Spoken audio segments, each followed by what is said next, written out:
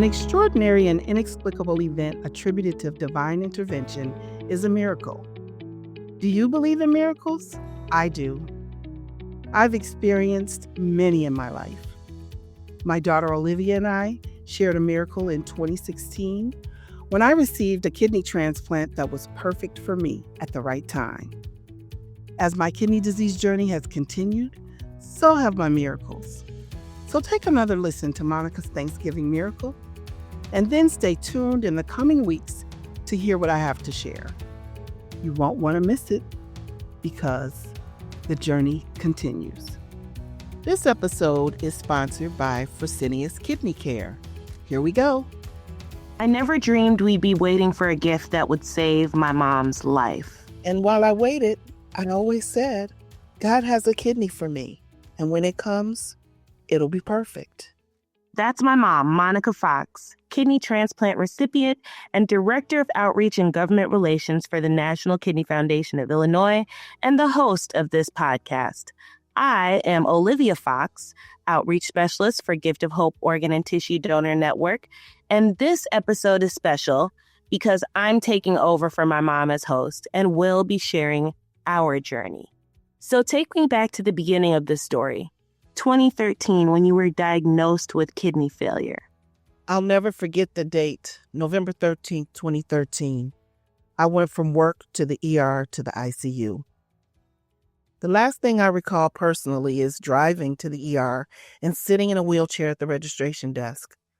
Then I recall my sister Betty saying, your heart rate is high and erratic and your kidneys have failed. Your kidneys have failed echoed in my head, and all I could think was, how did that happen? Then she said, you've got a real fight ahead of you. What are you going to do? I said, I've got to fight because Olivia needs me. She said, they need to put you to sleep to stabilize your condition. I said, okay, but I need to know who is responsible for waking me up. The cardiologist seemed to appear from out of nowhere to answer my question directly. I explained that I had a daughter in college who needed me, and he said, I'm going to wake you up. And I will make sure that you attend your daughter's college graduation. Spoiler alert, I attended that graduation. I later learned that after putting me into an induced coma, they used the paddles to shock my heart back into rhythm, put me on a ventilator, got me stable, inserted a chest catheter, and gave me my first of many dialysis treatments. And there I was, unconscious, and fighting for my life.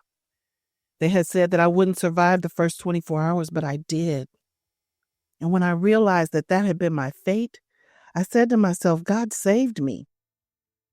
There must be something he has for me to do, and it's going to be my mission to figure that out.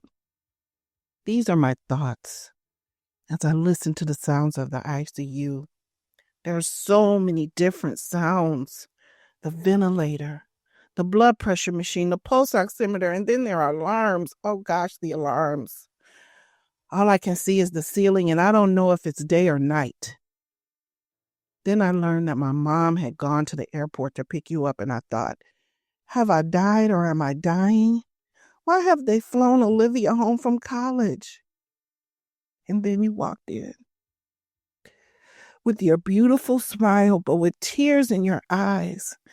And I just wonder, how'd you feel when you walked in that ICU and saw me hooked up to all those machines, not even able to say hello to you?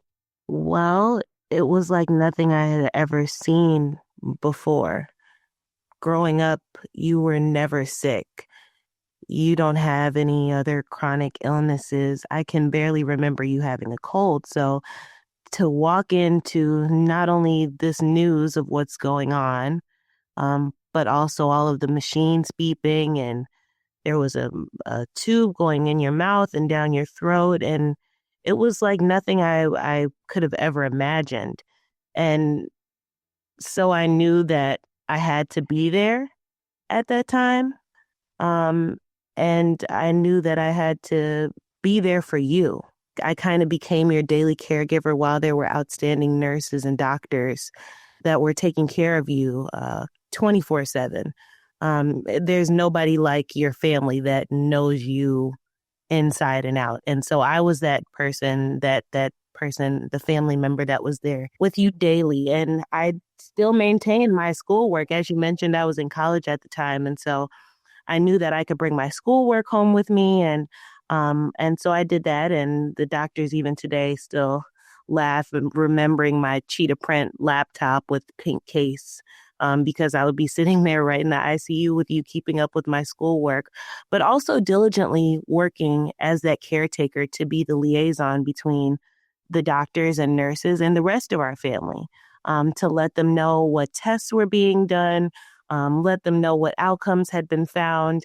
I was that person. So I would take copious notes. I had a notebook that, you would have thought I was in med school at the time. I was studying mass media communication and English, but right then I was in the medical field, and I was working to keep up with everything that was going on with you so that our family could make whatever necessary decisions needed to be made at that time. And so I spent that time with you in the ICU, and then from the ICU, you went to a telemetry unit for a couple of weeks. And from the telemetry unit, it was time for you to either go home or go to a rehab center. And you chose the rehab facility. Why did you choose the rehab facility? Well, it was important for me to go to rehab because I was unable to stand or walk on my own. And I didn't want to go home and be an extra burden on the family. But before I continue about that, I just want to go back to the ICU and you being there. It's important to say that you were my voice at that time. When you're on a ventilator, you can't speak. And I was at times even strapped to the bed because the discomfort of being on a ventilator, and having pain and not being able to express yourself can make a person combative or make you feel like trying to pull the tube out. So for your safety, often they restrain your hands. And so I was not able to express myself verbally or even in writing. But somehow you were able to know what it was that I was trying to express. And you would be able to tell the doctors, because I could hear what they were saying when they were in there, but I couldn't answer them. And for instance, there was an emergency surgery that they needed to perform, and they were concerned that I might not be strong enough to make it through that surgery, but they felt it was important to do the surgery. And I wanted to say to them, I'm not afraid. You do your part and God will do the rest. And you knew what I was feeling and you expressed that to them. And I remember nodding furiously. And that's just remarkable. I think that just really speaks to the bond between a mother and her daughter. And so although you were there for me like that, and I had so much amazing support from our family, from my sister Betty, who was, she had to work every day, and my nephew was only 6 years old, so she had lots of responsibilities and to keep up our house that we share together. She was right there supporting me as well, being an advocate for me with the doctors once you communicated everything that was going on, and my parents. But I didn't want to come home and not be able to be as independent as possible. So I decided to go to a rehab center where they had not only physical therapy, but also dialysis in-house so that I could get all that I need. But my goal and my focus was to be able to stand and walk on my own so that I could at least get myself to and from the toilet, and that it would not be a huge burden to get me back and forth to dialysis. And although it was a very difficult time, I couldn't have done it. I couldn't have done it without the support of my family. The food in that place was horrible, and you guys brought me all of my meals. We snuck all kind of stuff in that rehab center. And you encouraged me to go to physical therapy extra times because the therapists were so kind. They knew what my goal was. It was now getting close to Christmas. I did not want to be in there at Christmas. And So they allowed me to come to physical therapy instead of just 3 times a week, 3 times a day if I was up to it. And you would encourage me to take a nap when I got back from physical therapy so I could wake up and have energy to go back again. And therefore, I was able to get out of there in just 3 weeks and to be home for Christmas. So again, I have to ask you, why did you show up every day you were on Christmas break from college? You could have been hanging out with your friends, having a good time. But there you were, sitting with your mom, taking care of me, advocating for me. Well, you had always been that for everyone in our family. You had been that advocate. You had been that person that helped deal with any medical issues that anyone was going through. And so it was just kind of in me to know that that's what I had to do at that time. And I had to be that for you. And I learned everything that I knew from you. And so there was really no option about why I was there every day. You always said from the beginning, even I feel like during the time in the ICU where you could barely talk, and sometimes when you weren't strapped down, you would scribble things down and I could kind of make them out and see what you were trying to say, because they would tell you, don't talk, Monica. You can't talk with that tube down your throat. But you from the beginning always said that God was bringing you through this for a purpose, and you had to figure out why. And so it was my mission to help you figure out why and to make sure that you made it through so that you could figure out why, what purpose was behind this. Our family, was impacted on many different levels, but as you mentioned, it took all of us. It took your parents, my grandparents, it took Auntie Betty, it took all of us, cousins, aunts, uncles, everybody, to make sure that you made it through this and to support you making it through this, because it impacted our family again on every level possible. Through that time at the rehab center, once you got out of the rehab center, you were kind of back to normal life in a way, I'd say, but dialysis was something that you had to continue as a part of your treatment. And so you did outpatient dialysis. And you didn't know anything about dialysis when you started this. How and why was it so important for you to learn so much about this process that you were going to be doing 3 times a week, 4 hours at a time?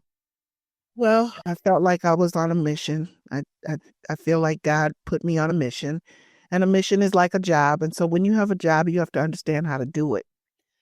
So I made it my mission and my purpose to learn everything I could from the nurses and the technicians at the dialysis center about how to not only survive dialysis, but to thrive on dialysis. Because the wait for a kidney in Illinois is 5 to 7 years. And they tell you when you go onto dialysis that most people don't live more than 5 years on dialysis. So that was shocking to me. I'm like, what are you saying to me?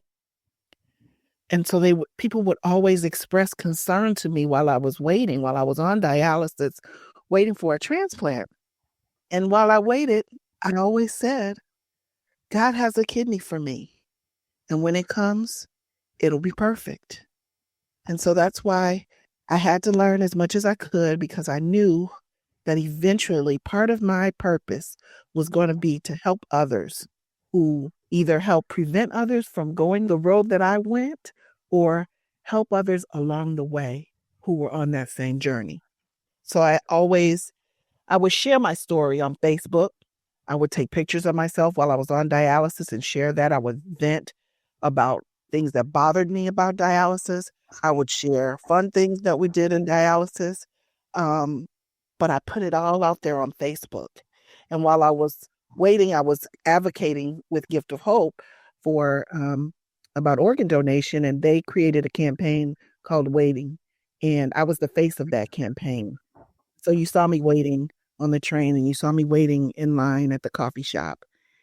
And I shared that all over Facebook and made it a conversation about waiting and encouraged others.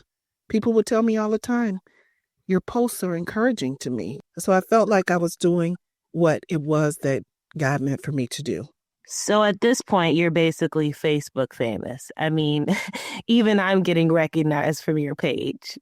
People on the train are like, aren't you Monica's daughter? Oh, she knows so much about donation and transplantation. And she changed my mind about, me being registered just from sharing her story. I never knew that. I never knew who was more in need. I never knew that people that look like me were more in need. So you really, kind of kick this off with the help of Gift of Hope and just with your own ambition to share your story on Facebook.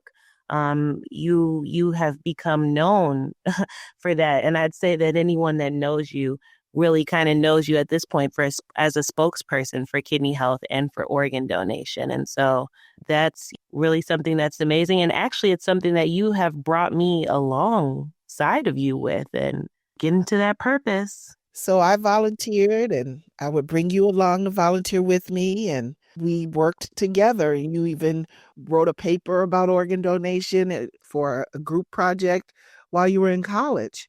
And all of that really impacted you and led to your current role. So tell us about how you got your job and what do you do? So I can't say that I ever expected to work in the field of organ donation and transplantation, but I will also say that I can't imagine a more fulfilling space and industry to work in right now, especially being able to share our own story. I got my role just actually a couple months after you received your kidney transplant. It was, I always say that it was kind of like God was moving us around like chess pieces this whole time. And even when it was hard, even when we were in, a sticky situation, we were always being moved to what feels like closer to our purpose. Now here I am, almost 4 years later, as a community outreach specialist for Gift of Hope. And I get to tell our story every day. I get to share your story every day, and I get to impact people and help them understand the importance of organ and tissue donation and the importance of registering your own wishes so that you can save lives like someone saved my mom's life. This podcast is a beautiful example of collaboration between Gift of Hope and the National Kidney Foundation of Illinois to share stories about people dealing with kidney disease and transplantation and donation. And so this collaboration is key because about 60% of those that are on the transplant waiting list are waiting for a kidney. So that's a good amount of the list, right? You talked about earlier, you mentioned the wait when you were on the waiting list was 5 to 7 years in Illinois. And so 60% of the people that need any type of transplant are waiting for a kidney. And so it's important that the community continues to see our two organizations partnering together. So here we are at my favorite part of the story, the miracle.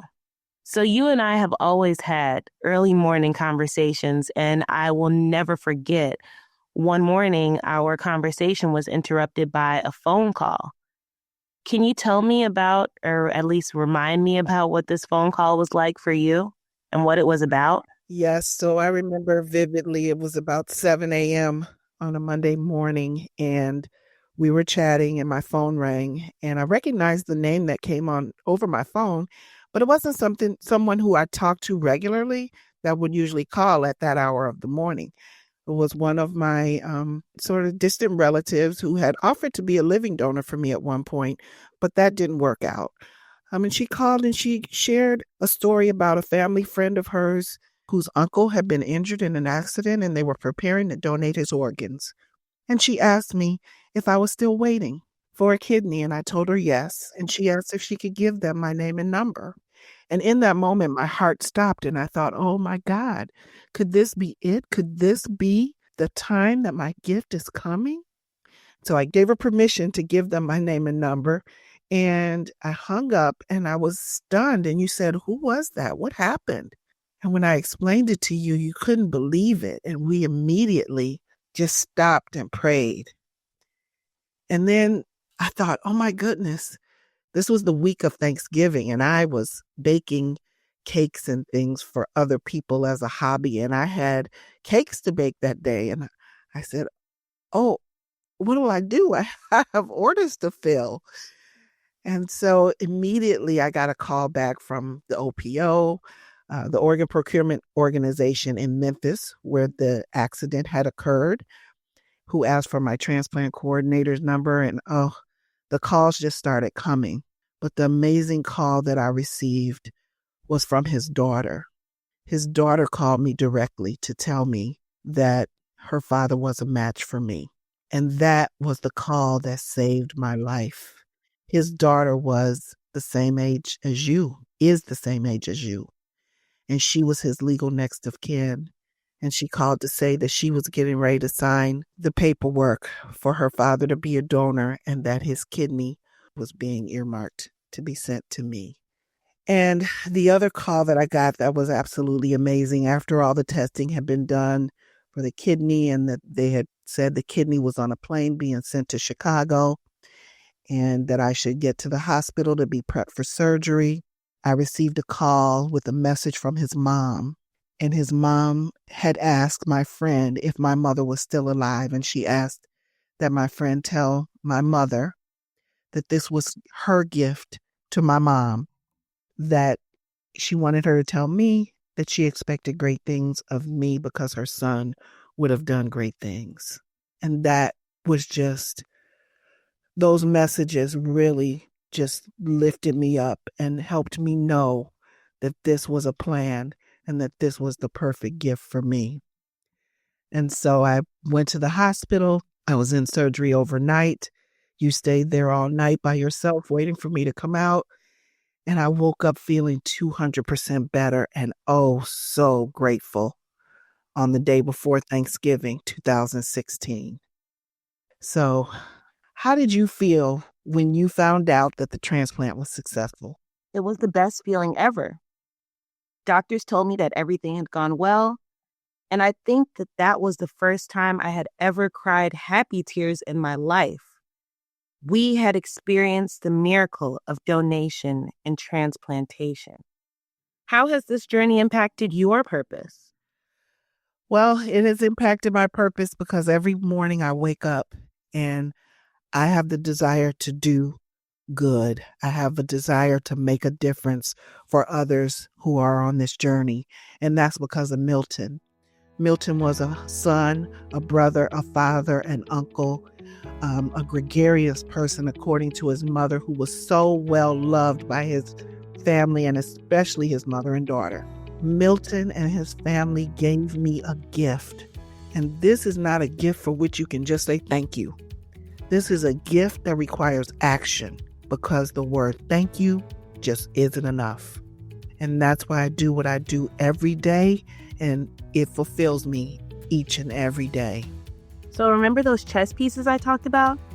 Well, we have both been moved into a space that we're finally walking in our purpose. We will both continue to honor Milton's legacy by doing this important work.